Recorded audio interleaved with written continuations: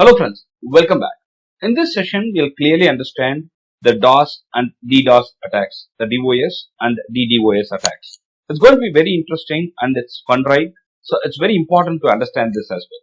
So before going into DDoS attack, it's very important to understand DOS attack first.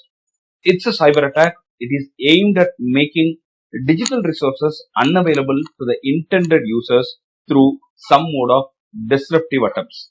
This can be temporary disruption or it can be indefinite one through flooding of excessive requests. I'm going to push in a lot of requests so that the system which is intended for other legit users cannot be used. When excessive requests for a particular resource occur, it would certainly exhaust all the resources including the bandwidth, the compute or memory.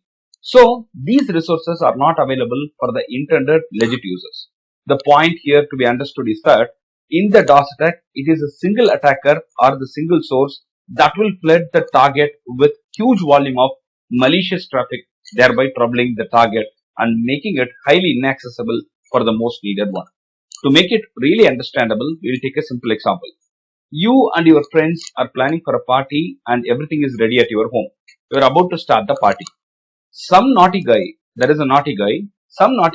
who is pressing the calling bell or your doorbell continuously annoying you. So you keep running between the party hall and the doorstep to see who is there. He keeps doing it and thereby he disrupts you. You cannot be used internally. You cannot serve your guests. You cannot really be very happy there. So this kind of attack by a single person continuously for you can be connected to the denial of service attacks. And we are going to see the same way for DDoS, which is distributed denial of service.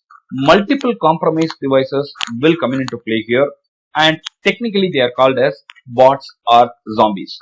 These bots or zombies can flood the target system with considerable traffic simultaneously, making the target system or even the network totally unusable for the intended users. Infected bots can even be controlled by remote attackers, and DDoS is technically very difficult to control or mitigate as the amount of traffic generated is so large compared to the normal DOS attack. It also becomes very difficult for someone to classify the traffic as legit or malicious when it is a DDoS attack, because it will be too much for you to classify and it's going to be very tough. So we are going to take the same example, but this time you are having the party, you are having your friends and guests at home, you are about to start the party, but now group of people are disturbing you. There is a team of people who are pressing the bell, who are really going ahead and pressing your doorbell, and they make you run between your hall and the doorstep.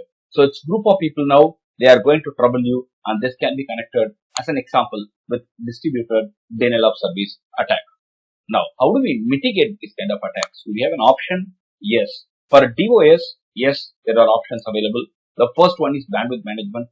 The financial or banking organizations particularly should be capable of handling the spikes in traffic. So they should have the real setup and the infrastructure to handle the spikes. They should not say that, no, I can handle only this much. So if there is a spike, they should be able to handle. Filtering techniques can be used, like ingress and egress filtering. They can be used. And rate limiting is one of the techniques that's most preferred actually, where restriction of the incoming traffic from individual IPs or specific IPs is carried out, and thereby one can control the traffic being flooded from the single source. Load balancing is a common technique again, which is followed by all the organizations where the incoming traffic is properly distributed across multiple servers. So when it gets distributed, the DOS attacks can be minimized. And firewalls and intrusion prevention system. This is again, no way you will have to go for it, and that way we can get the DOS attacks minimized. Well, what are all the approaches or what are all the techniques that are available for DDoS mitigation? Traffic stubing services is the most important one.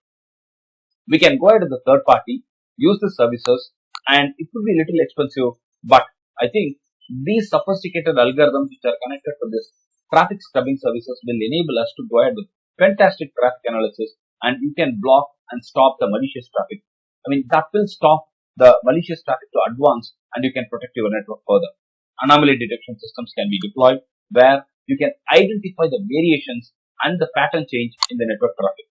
IP repudiation blocking can be done, and most importantly these days, most of us are moving towards cloud-based protection as well. Could be a little expensive again, but that's useful considering the nature of the distributed environment of modern day network. And network segmentation also helps. You need to isolate the most critical services and keep it away from the regular rest of the systems. If there is an attack on the systems, the most critical services stay away and it can still provide services as required, and this way the critical resources are protected. I hope it was a fast and a useful session. If you have any questions, go ahead and type in the chat section. We'll be very happy to take it up. If you like the channel, the content, kindly subscribe. Thank you.